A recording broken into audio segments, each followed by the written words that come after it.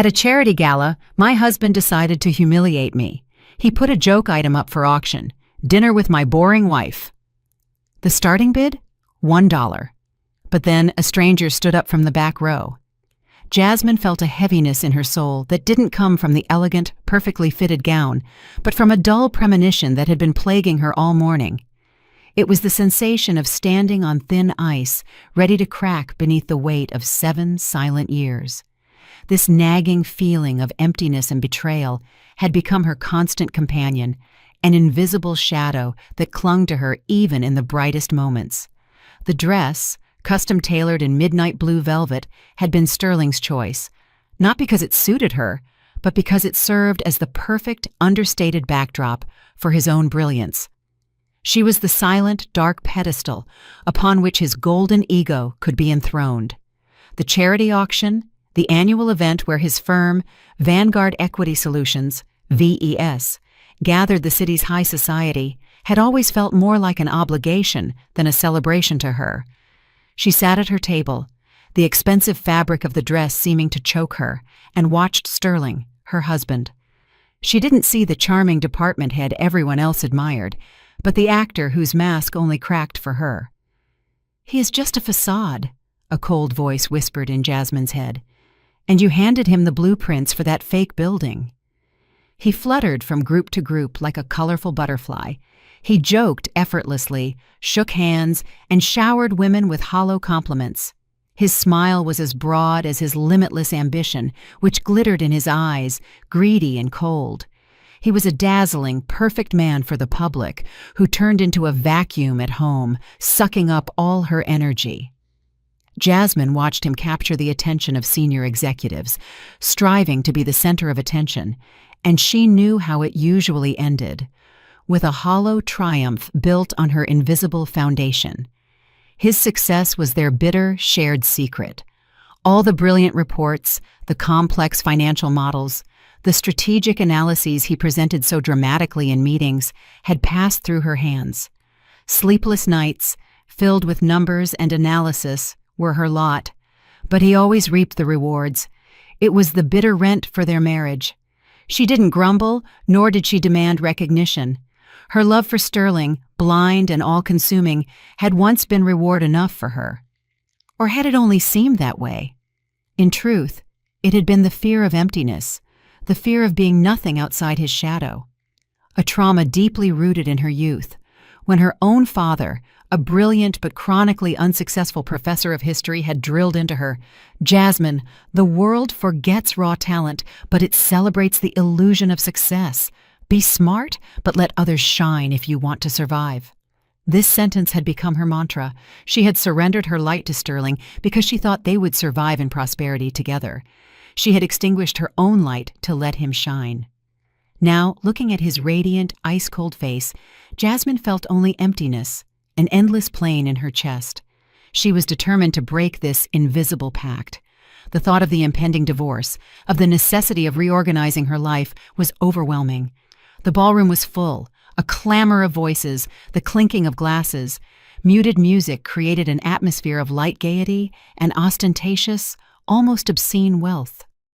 The sorrow Jasmine felt had a history spanning 7 silent years, years in which she had stifled her own voice, her kinetic rage, within the dry, sterile walls of their home.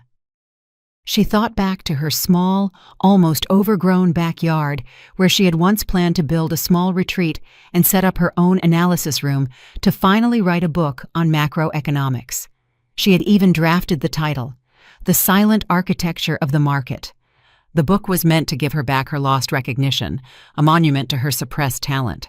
But Sterling had laughed, that loud, dismissive laugh that left no air for dreams, that drenched all budding hopes with toxic scorn. "A book, Jazz? Don't be childish. You're my backbone, my invisible brain. Who else is going to worry about my career? Who else is going to make the numbers sing, if not you, my boring Jasmine?" he had said. And in his eyes there wasn't even a spark of shame, only the unconcealed, greedy demand of an owner. Instead, he had remodeled the retreat into a glittering wet bar for his business partners, a place that reeked of cheap Triumph and expensive scotch, a monument to his ego. That promise, that unlived dream, remained like a wilting rose in her heart. Only her elderly neighbor, Ms. Lois Jones, who meticulously tended her small yard and whose windows faced their retreat, had noticed Jasmine's secret tears in the shadow of the magnolias. Ms. Jones, a woman in her 80s with hands that smelled of earth and truth, was the only honest soul in Jasmine's sterile life. She was the unvarnished voice of nature against the artificiality of the financial world. "You know, young lady," Ms. Jones had once said, with her rough but warm voice, handing her a mug of strong chamomile tea. The tea tasted of the herbs she grew herself, not the polished surfaces of Sterling's world. "You can't step on withered flowers anymore, but you can remove them to make room for new growth in the garden. Life is like my rose garden. It doesn't tolerate stagnant love. It requires care or a clean cut. Sterling. He is a nettle, Jasmine. He takes your space and your light. Cut him out before he overwhelms you." Miss Jones added, looking at Jasmine's sad face, "I once had a cactus. It never bloomed because I kept it in too small a pot and didn't want to see that it needed a bigger one. Sterling is doing the same thing to you." These words, simple and profound, now echoed in Jasmine's soul. Sterling approached her table. His face glowed with expectation and smugness. He exuded a mix of expensive cologne and unrestrained ambition. "Everything is going great, my Jazz. Our division raised the most donations," he said, leaning toward her, but his gaze was already sweeping the room, ensuring he was being seen. "That's good, Sterling," she replied. Her voice was hollow and distant as she tried to force a smile. "Yes, good. And I thought of something for the auction. A surprise." His voice was boastful and self-satisfied, the tone of a man convinced he would capture everyone's eyes. She already knew that such a surprise usually led to embarrassment or even shame, but this time she sensed something else, the announcement of the final public humiliation. Yet the power to stop him had long abandoned her. It was the silence of resignation, burrowed deep into her bones, a deadly apathy. The auctioneer announced the start of the main bidding segment. Lots rotated, rare wines, trips to elite resorts, exclusive artwork. Sterling repeatedly raised his bidding paddle, demonstrating his generosity until it was time for his surprise. He stepped onto the stage and confidently took the microphone from the auctioneer's hand. The stage light was so bright it seemed to wash out the flaws in his character. His white shirt looked almost like a suit of successful armor, unblemished and provocative. The room fell silent in anticipation of another announcement from the successful department head. "Ladies and gentlemen," Sterling began. His voice was loud and clear. "I want to present a very special lot. It is not purely material, but I am sure it is very tempting for those seeking new experiences, something unique." He paused meaningfully, letting his gaze wander through the room, seeking confirmation of his irresistibility. He reveled in the silence he had caused. Jasmine felt a cold shiver run down her spine. She knew what was coming. It was the final nail in the coffin of their marriage illusion, a blow that would be harder than any physical pain, because it aimed directly at her most vulnerable spot, her need for recognition. She fixed her eyes on a spot on the dark wooden floor, inhaling the faint scent of old wax and cold champagne. "Well, I present to you lot number 27, Sterling said, pointing dramatically to her table. His finger was an accusation. "Dinner with my very boring wife." His words carried not just irony, but open, cruel mockery. The entire room briefly froze, but then erupted in booming laughter. Sterling smiled, satisfied with the effect, as if he had just said the funniest thing in his life. He tilted his head, as if expecting deafening applause for this courage. Jasmine felt the blood rush to her face and then immediately drain away, leaving an icy void. Boring wife. The humiliation completely overwhelmed her. She felt hundreds of eyes fixed on her table, where she crouched, slumped like a defeated warrior. The laughter swelled, becoming an approving, deafening chorus of mockery, an echo of his own hurtful words. It sounded in her ears like the cracking of the ice field she had stood on for years. She saw the veiled schadenfreude in the eyes of the women, who had always viewed her as Sterling's competitor, and the contempt in the glances of the men who condemned Sterling for his poor taste. Even the corporate leadership, seated at the central tables, smiled. No one saw anything wrong with it, just a funny, if slightly reckless joke. Sterling stood on the stage, basking in the glow of the general ridicule that came at her expense. "Starting bid, gentlemen, just $1, Sterling chanted. His voice was lightly laced with scorn. Jasmine closed her eyes. The urge to sink into the floor, to dissolve, was overwhelming. She felt her hands trembling, her heart pounding wildly, a quick, panicked drumbeat. This was worse than all the sleepless nights, worse than all the credit he had taken for her work. It was a public crucifixion, a display of her as something worthless, boring, an object auctioned off for a symbolic price to elevate Sterling's own value. "Oh, $1? Does no one want to spend the evening with such an intellectual conversationalist who so wonderfully prepared my papers?" Sterling continued, his jokes becoming increasingly shallow and inappropriate. The air in the room became stuffy and hot, the scent of fear mixing with the lady's perfume.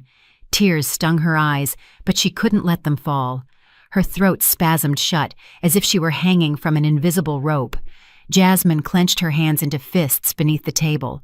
Her fingernails dug into her palms. She felt no pain, only rage. Cold, pure, and burning all at once. This was the end of her patience, the end of her blind loyalty. "He has to fall," she thought with a clarity that made breathing easier. "He has to be as humiliated as I am now. This is no longer a divorce. This is my justice."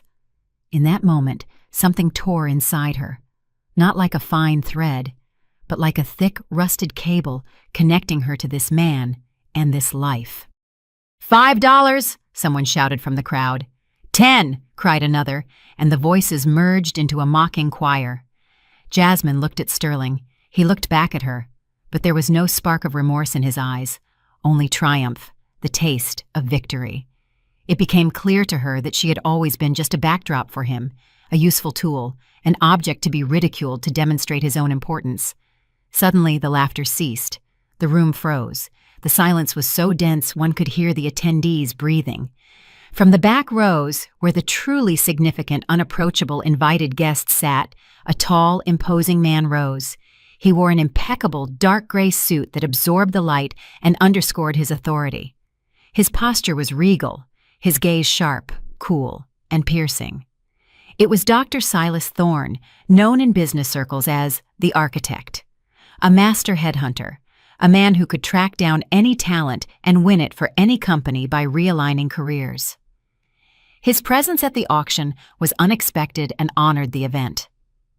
$100,000, his voice boomed, loud and distinct as thunder in the stunning silence.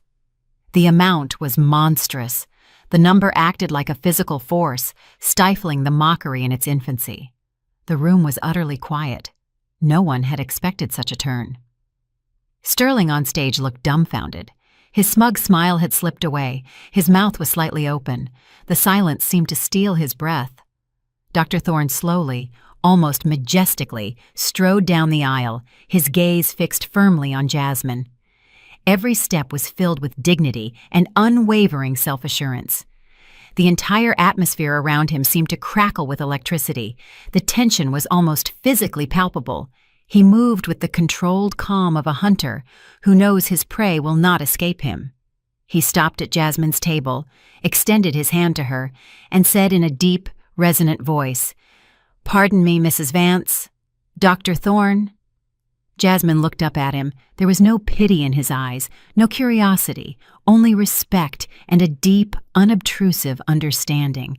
It was as if he had seen not only her work, but her entire suppressed existence and calculated her true market value. As if in a dream, she placed her trembling hand in his. His touch was firm and cool, but not cold. He helped her stand up. Sensing thousands of eyes on her, Jasmine straightened. The cold rage within her gave way to a razor-sharp, merciless realization. She was no longer a commodity, but a valuable resource, whose price had just risen from $1 to $100,000. "Such talent should not be wasted," Dr. Thorne said loudly, looking at Sterling, who was still standing on the stage with his mouth open, clutching the microphone. "I am bidding here not only for dinner, ladies and gentlemen, but for the intellectual integrity and the priceless labor that this gentleman has just auctioned off for $1. His words were addressed to the entire room, but only Jasmine understood their true, devastating meaning. It hadn't been about a dinner, it was about her invaluable worth, which Sterling had sold for $1. A few weeks ago, when despair had become her constant companion, when every success Sterling claimed for himself echoed in her soul as a screaming injustice, Jasmine had made a decision. In a fit of desperation and vague hope for something better, she had gathered all her work, all the reports, presentations, and analytical evaluations she had prepared for Sterling, even those he had dismissively rejected as too complicated, and sent them to Dr. Thorne, whose reputation as a talent scout she knew. It was her cry for justice, a message in a bottle she had thrown into the ocean of the business world. She hadn't expected a reply.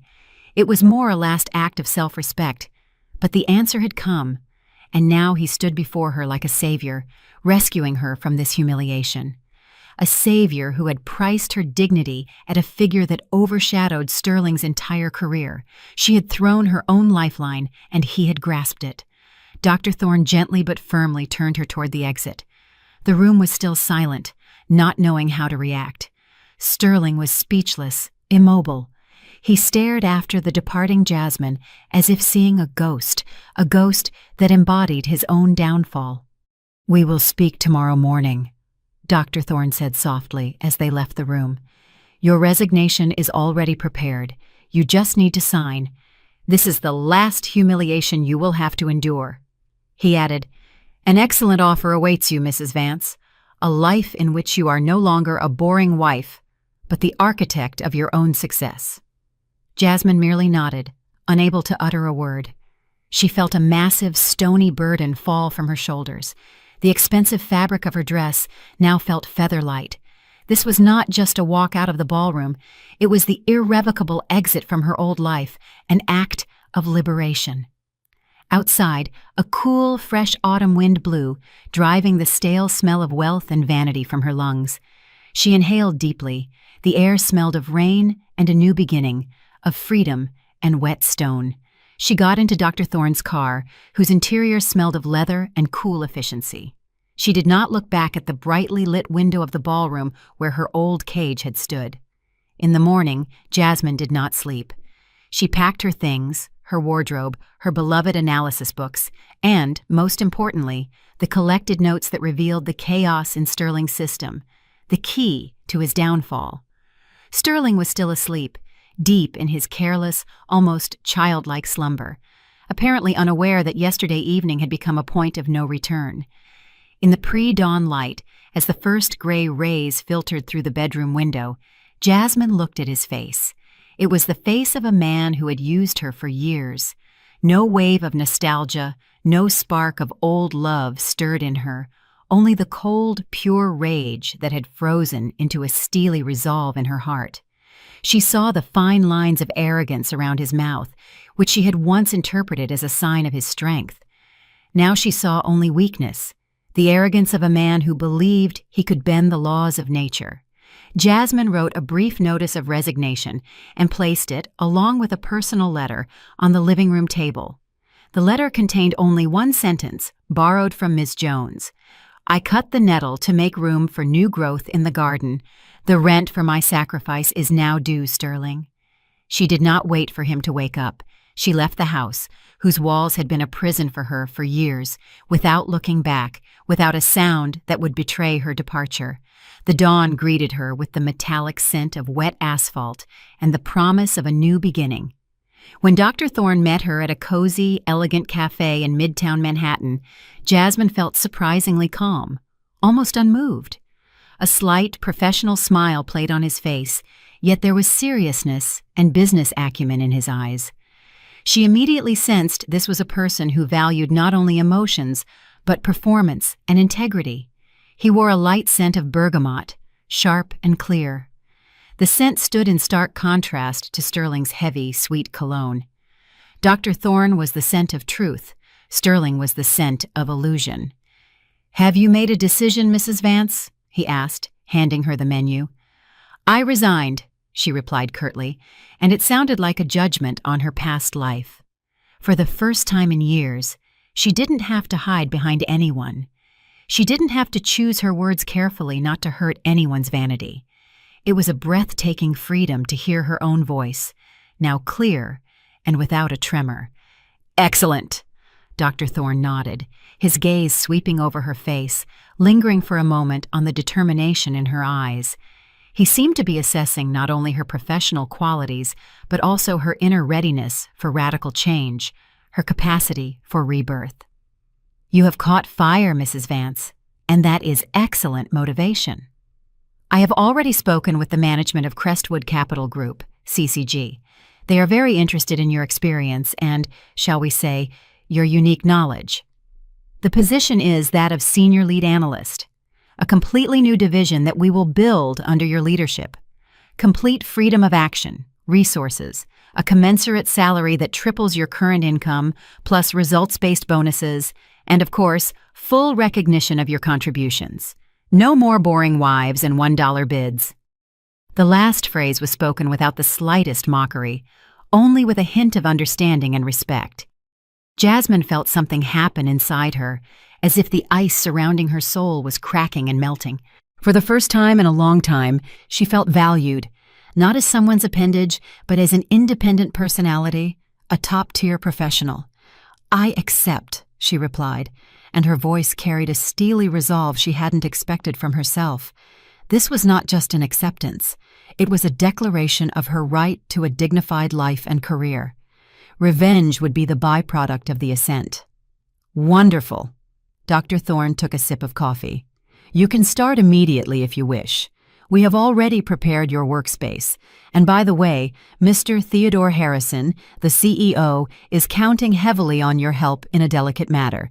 Vanguard Equity Solutions, your former colleagues. They are currently fighting actively for two large agricultural holdings, Golden Harvest Farms and Heartland AgriCorp.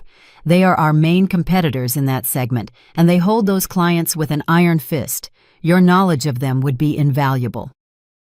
A mischievous spark flashed in his eyes, and Jasmine understood that her revenge would not only be cold, but also very profitable. Jasmine smiled, and there was no warmth in that smile, only steely determination. She knew everything about those clients. She knew their needs, their weaknesses, their unfulfilled requests, because it was she who had prepared the reports and proposals for them, which Sterling had later defended with bravado, only slightly changing the wording. The architecture of his career was now in her hands, ready for demolition.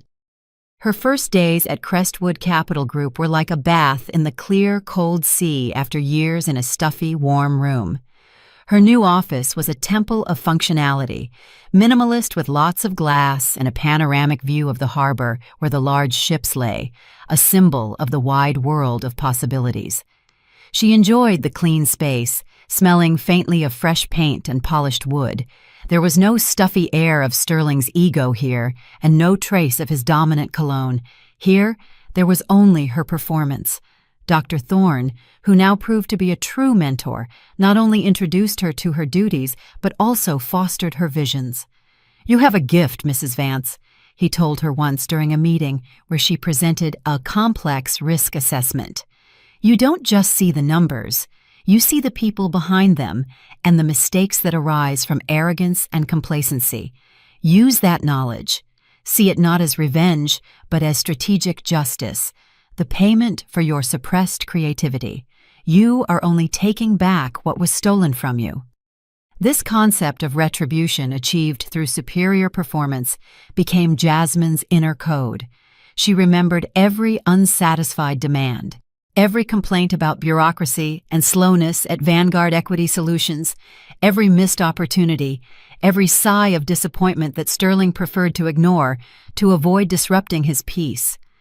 She knew that the agricultural holdings were looking not only for financial services, but for a partner who understood their seasonal specifics, their modernization and expansion plans, and their specific needs for farm machinery and fertilizers. Sterling had scorned the complexity of rural business. Jasmine saw the gold mine in it.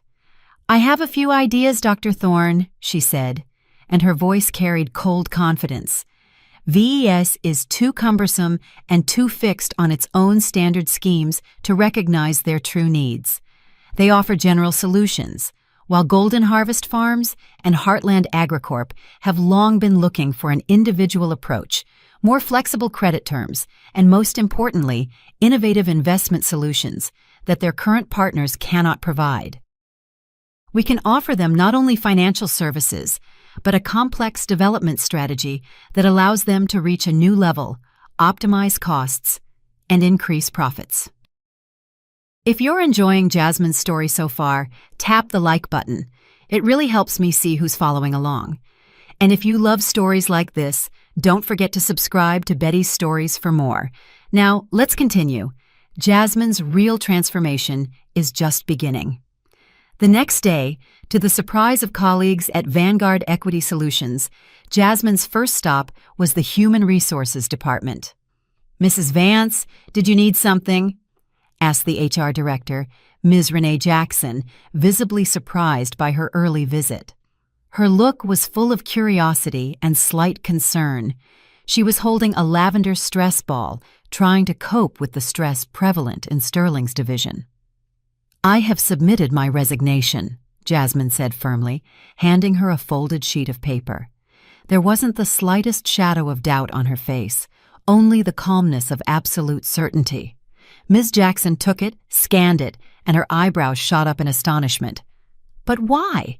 You are a valuable employee, and Mr. Vance, he is counting on you. The quarterly report is due soon, you know that. We are paralyzed without you." Genuine concern for the company, not for Sterling, resonated in her voice. "I ask that the formalities be completed as quickly as possible," Jasmine interrupted, as she did not wish for discussions or justifications. "I don't require any transition period or other formalities. The resignation is by mutual agreement." She knew her rights, and her determination was unshakable. Faced with her stubbornness, Ms. Jackson merely shrugged. "All right, I will forward it to the management, but I think Mr. Vance will be very, very upset." The anticipation of impending disaster was in her words. Jasmine said nothing, only nodded, and left the office. She felt free, as if heavy, invisible chains had fallen from her hands. The doors of the prison were now closed behind her. Sterling woke up late, with a slight headache and a feeling of vague unease, like cats scratching at his soul. The sun was already high in the sky, illuminating their bedroom unusually brightly, where Jasmine's usual morning hustle was absent. The house smelled cold and empty. The familiar scent of freshly brewed coffee and Jasmine's light citrus perfume was gone, replaced by the stale odor of last night. He smelled his own failure. He went to the kitchen, expecting to see her, but she wasn't there. A carefully sealed envelope lay on the table. He opened it, read the resignation and the letter. It was short, emotionless, informing him of her departure and her desire to cut off all contact. No explanations, no accusations, just the dry, unmerciful statement of fact. The absence of any emotion was Sterling's worst accusation. "What the hell?" he muttered aloud. His voice sounded alien in the empty apartment. "Is she kidding? Is she offended by that stupid joke?" But it had only been a joke, a small display of his public dominance. His brain refused to accept the reality and tried to reduce everything to a small argument, to childish resentment. He couldn't even recall the events of last night precisely. Alcohol had fogged his memory, but the phrase "boring wife" and the mocking laughter of the room surfaced in fragments, causing only irritation, not remorse. Sterling tried to call Jasmine, but her number was unreachable. He was furious. How could she do this to him? Abandon him at the most important moment? The quarterly report, which was crucial for his career, was not finished. All his essential analytical evaluations, charts, forecasts, all of it was in Jasmine's head, in her notes, in her talent that he had utilized so skillfully without ever giving a thought to the fact that it was her work. It suddenly and devastatingly dawned on him how heavily he depended on her inconspicuous, diligent work. This realization hit him like a punch to the gut. The panic began. It was the fear of the man whose training wheels had been taken away. When he arrived at work, Sterling rushed straight to his computer, trying to navigate the files Jasmine had managed. Opening one folder after another with names like VSCO3 2025 Quarterly Report, he found that many were password protected, and others were in a state that made them impossible to understand without her explanations. These were not just spreadsheets, but complex interweavings of data, drafts of future models that were just a chaotic set of numbers to him, meaningless and alien. Panic began to constrict his throat, an icy lump that squeezed his lungs. He felt as if he were lost in a deep, dark forest where every step could lead to an abyss, and the compass and maps remained in the hands of the person he had thoughtlessly driven away. The smell of the office, once the scent of his triumph, now smelled of paper and impending bankruptcy.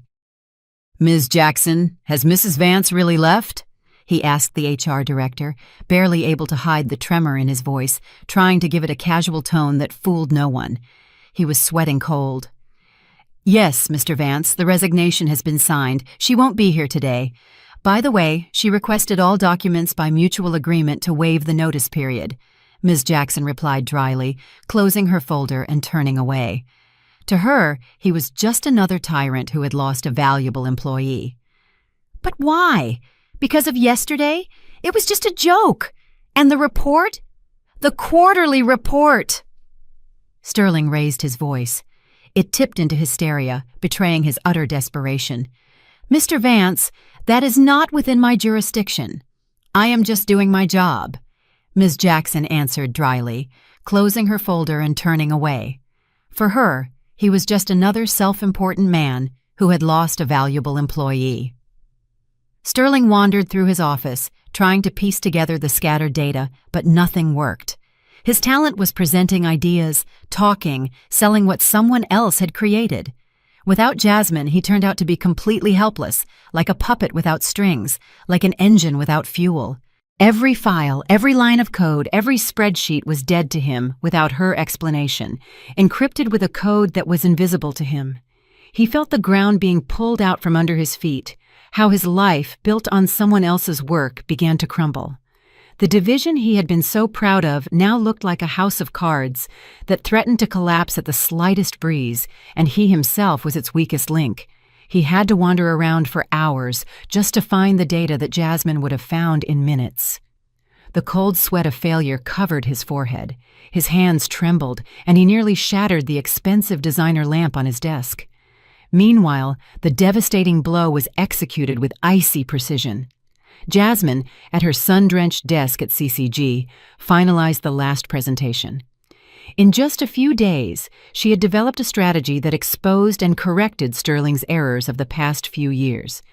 She had transformed the client's quiet complaints into clear, profitable solutions.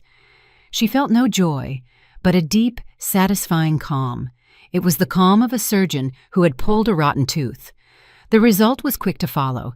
Within 1 week of a series of meetings held by Jasmine, together with the Crestwood Capital Group team, Vanguard Equity Solutions' 2 largest clients, Golden Harvest Farms and Heartland Agricorp, announced their switch to Crestwood Capital Group. This was not just a departure.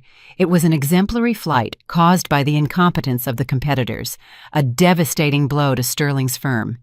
They lost not only huge contracts that brought in fabulous profits, but also the reputation that had been built over years and was now instantly dissolving.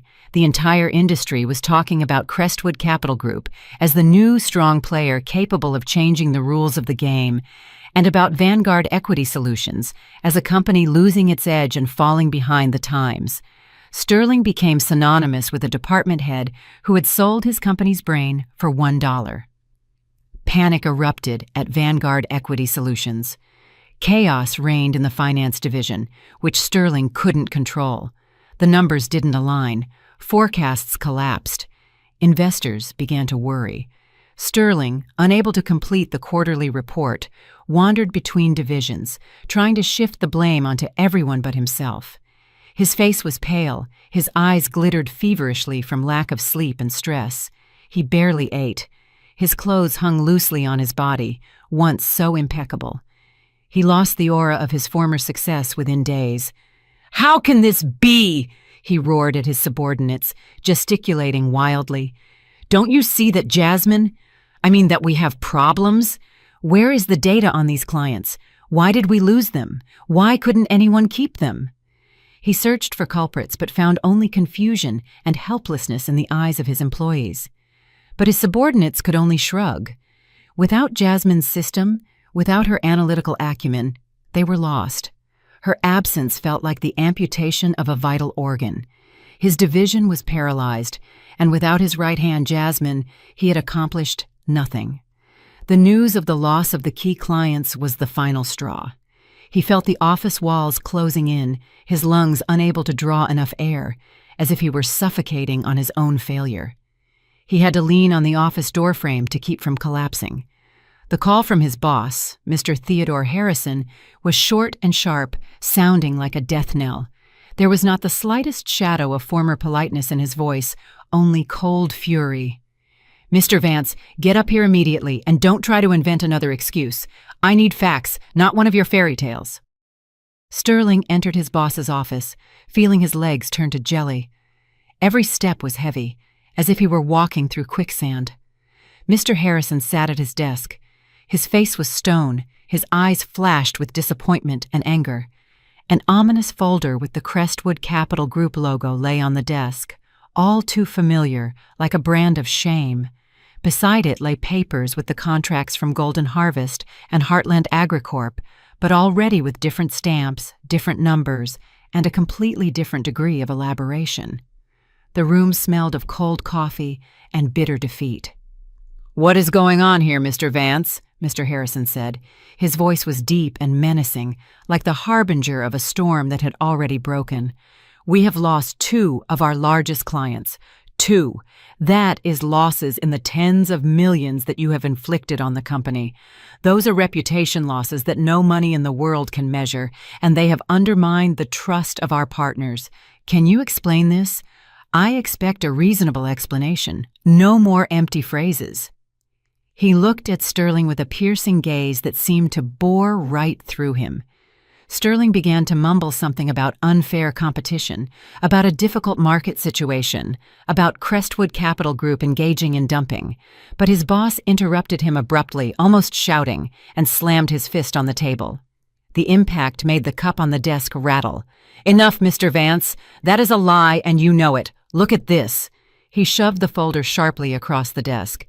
It slid across the polished surface directly into Sterling's hands, like a venomous snake dragging him into the abyss. "This is your strategy report, the report you presented to our former clients. This is not dumping. This is brilliant analysis. This is a strategy that considers every little detail, every nuance that you had no idea about. Do you recognize the handwriting?" Sterling took the folder. He flipped through the pages, and his eyes widened in horror. Charts, analytical evaluations, even the phrasing, the specific turns of phrase he had so often heard from Jasmine but ignored, all of it was painfully familiar. This was a report that only Jasmine could write. Her unique style, her precision, her profound knowledge of financial processes. It was her work, her soul, her talent, now working against him, against the company that had humiliated her, against his own once successful career. That's impossible," he gasped, feeling a lump rise in his throat, preventing him from breathing. "It is possible, Mr. Vance, and more than that, it is a fact.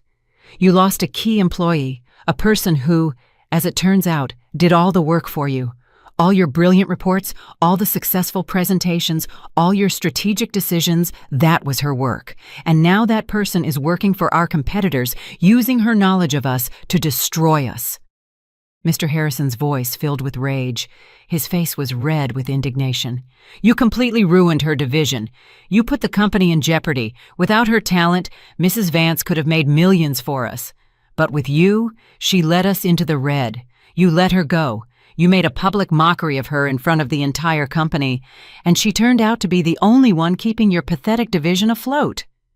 You didn't just lose an employee, you lost the company's brain. The price of your joke was the collapse of your entire career. Sterling tried to say something, but the words stuck in his throat and refused to come out.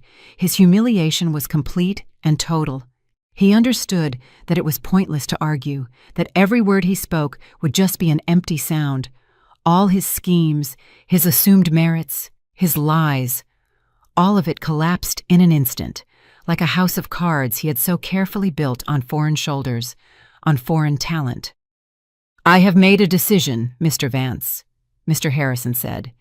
His voice became cold and official, like it was carved in stone. "You are terminated for repeated incompetence, for the loss of a key employee, and for causing colossal damage to the company's reputation and financial standing. Your position is already being filled by someone else who is hopefully not as foolish and self-satisfied. You can pack your things and leave the premises within 1 hour. Access to the system will be blocked immediately. And Mr. Vance, you can forget about any references. Your career in this industry, at least in this city, is over." Sterling's world collapsed. He left his boss's office as if in a trance, feeling invisible to everyone. Every step was heavy, as if he were walking through quicksand. Colleagues, normally so friendly and flattering, now turned away, avoiding his gaze. He heard muffled whispers, saw the contemptuous glances they threw at him. No one wanted to look at a man who was in the spotlight yesterday and was broken today. He, the successful department head, the pride of the division, was now a nobody, an outcast, a man who had lost everything: his career ascent, his social status, his reputation. Everything crumbled to dust in one evening because of one stupid, cynical decision, because of a single humiliating joke. Returning to the empty apartment, Sterling felt a sharp, burning pain in his chest. He had lost not only his job, not only the money, but also Jasmine, his foundation, his support, the person who had made him successful, who had been his invisible brain. Loneliness had moved into his house. The apartment, which had once been enlivened by Jasmine's quiet presence, now smelled of must and stale air. The whole house seemed to condemn him. Sterling wandered through the rooms. He saw the empty space in Jasmine's closet where her elegant dresses had hung, and felt a wave of shock. He had not just been left, he had been erased. He went to the backyard and saw the wet bar he had built, his place of ego. It was cold and still. The coldness crept into his bones. Miss Lois Jones stood at her fence pruning her roses. Their eyes met. She did not nod to him, but only looked at him with a gaze so infinitely sad and reproachful that it almost choked Sterling. It was the look of a judge who had long since passed his sentence, based on the growth and decay she had observed over the years. He turned and fled into the protective darkness of the house. A paralyzing silence reigned in the apartment, which had once seemed pleasant to him, but now pressed against his temples, screaming of his loneliness, of his complete and unconditional failure. He dialed her number again and again, but only heard the indifferent voice of the answering machine. "The subscriber is currently unavailable." Again and again, pointlessly. She had burned all the bridges. He tried to fill the voicemail, pleaded, apologized, but it was all too late. He tried calling mutual acquaintances and friends, those he counted as his circle, but no one answered or they replied evasively. "Sterling, well, you understand the situation is kind of awkward. You messed it up yourself," one mumbled, and Sterling heard not sympathy in his voice, but hidden schadenfreude. "Sorry, I'm really busy, truly don't have time right now," another quickly replied, and Sterling understood that he was no longer the successful Sterling, but just Sterling, whom no one needed. His reputation was destroyed. No one wanted anything to do with a man who had so betrayed his company and humiliated his wife. His image as the successful Sterling was trampled, and in its place remained only a broken shell. He had learned the bitter lesson of social decline. Sterling sat in the empty apartment, surrounded by a silence louder than any scream, any accusation. He saw before him the images of last night, the laughter of the room, his own smug face, Then the appearance of Dr. Thorne, the determined gesture, Jasmine's hand in another man's, and her look of cold rage that he hadn't understood then, and that distance, that icy determination in her eyes that he hadn't attributed any significance to at the time. He remembered how she had worked at night, how she had calmly explained complex schemes to him, how she had believed in him, how she had been his loyal shadow. And he had betrayed her, humiliated her, made a public joke of her, and was now paying the full price for it. On the coffee table, where her beloved bouquet of flowers used to stand when she still tried to bring some coziness into their home, lay a small note written in Jasmine's hand, which he had overlooked on his way out this morning. "I wish you exactly the same happiness that you gave me. Think about it." And now, in this deadly silence, those words sounded like a final judgment to him. He was lonely, empty, and before him lay only bottomless emptiness. He had done it to himself. It was a cold, unmerciful revenge that had led to the complete collapse of his life. He was publicly humiliated, stripped of everything he owned, and now had to taste the full extent of the loneliness he had created. He was alone, absolutely alone, consumed by the flame of his own failure, and there was no one who could save him. The future seemed empty, frightening, without the slightest glimmer of light, and that was his own doing. His life lay in ruins, and all he had left was to wander alone through them, remembering how he had single-handedly destroyed everything he possessed. He, Sterling Vance, the man who made a career, now had nothing left. And that was only the beginning of his suffering, the cold, final lesson about the true value of love and respect. 2 months later. The autumn had turned into a clear, frosty winter. Jasmine sat in her new office at CCG. She was the architect. Her team was loyal, her success undeniable. The name Vance, once linked to Sterling, was now only synonymous in the industry with her precision and strength. The scent of polished wood, clear glass, and freshly brewed, strong espresso filled her room. She had rented a small, modest apartment with a balcony overlooking a small park. The furniture was simple, but it was hers alone. No expensive velvet, no stifling expectations.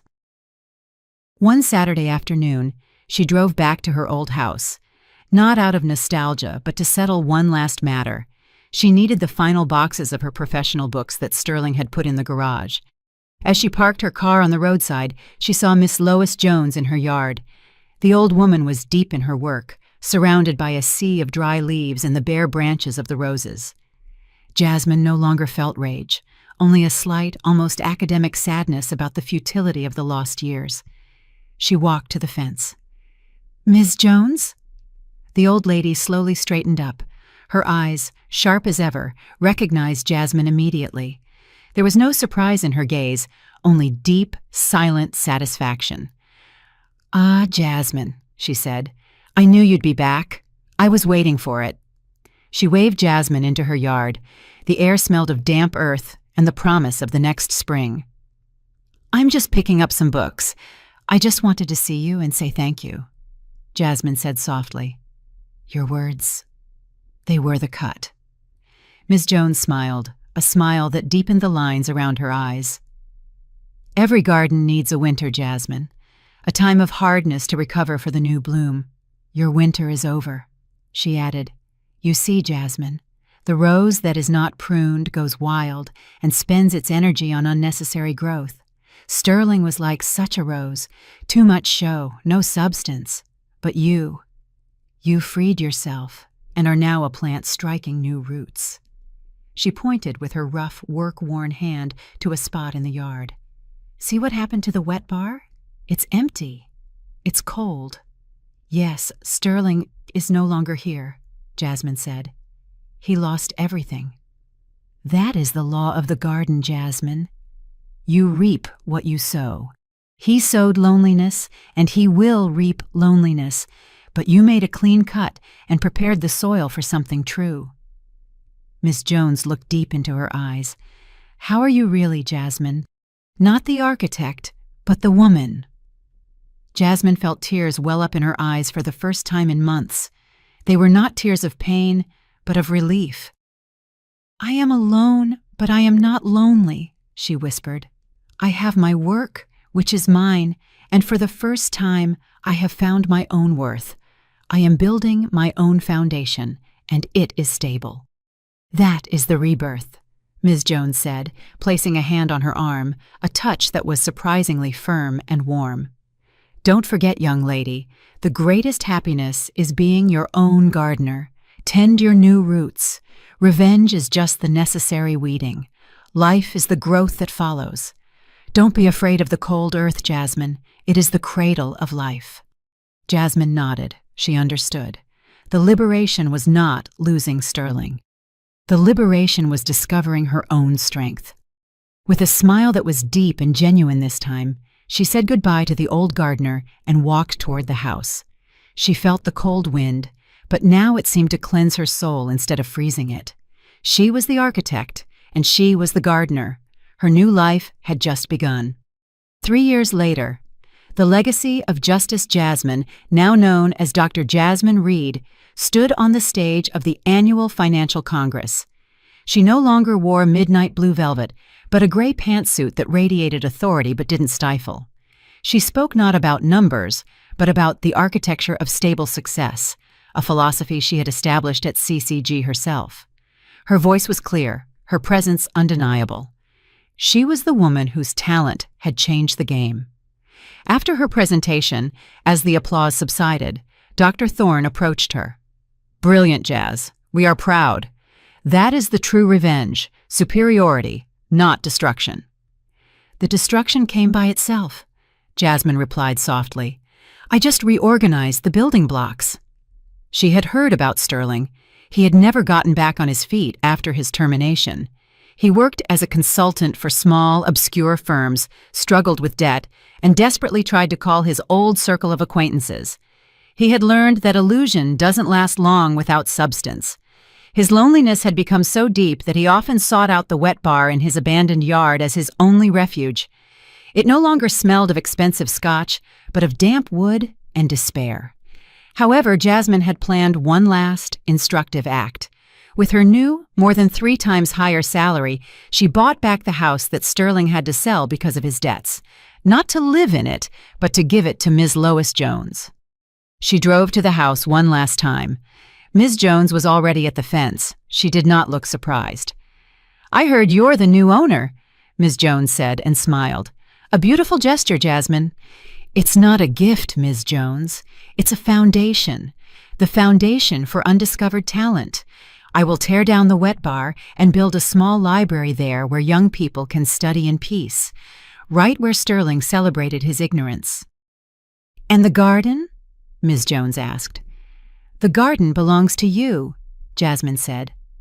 "As a token of my gratitude and a symbol of rebirth, you will teach there that life requires care and not vanity."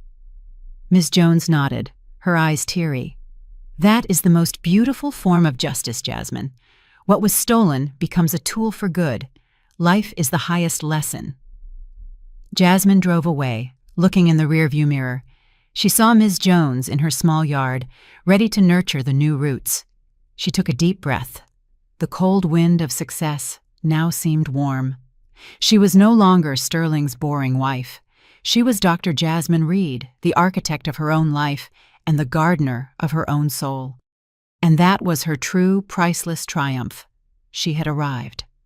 You know, when I look back now, I realize that sometimes life doesn't break you to destroy you.